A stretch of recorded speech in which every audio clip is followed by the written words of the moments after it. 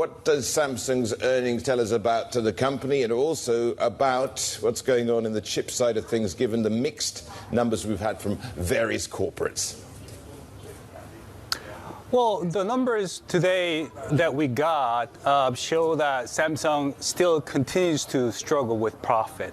I mean, it's been several quarters of operating profit declining, and it does look like, you know, the chip slump is coming to an end, but we still think that the margin for the memory business is still pretty low, and Samsung is kind of careful when it comes to giving too optimistic an outlook for the year.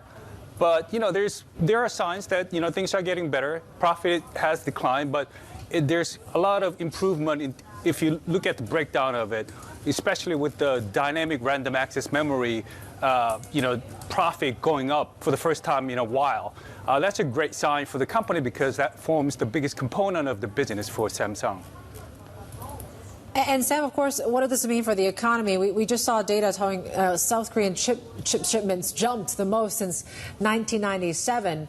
Are we likely to see really chip sales and exports of that really start to drive growth in the Korean economy now? Yeah, there's a lot of optimism when it comes to the economic expansion for countries like Taiwan and South Korea this year because of the tech demand possibly coming back. We're seeing a lot of exports pick up right now with semiconductors in South Korea. TSMC has given a very optimistic outlook for the year.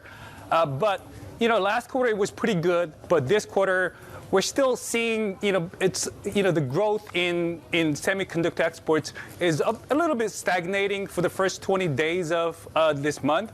So investors are kind of waiting to see if the pickup that we saw late last year, is going to continue to improve, or if it's going to, you know, stagnate or even decline, you know, for a while for the first quarter.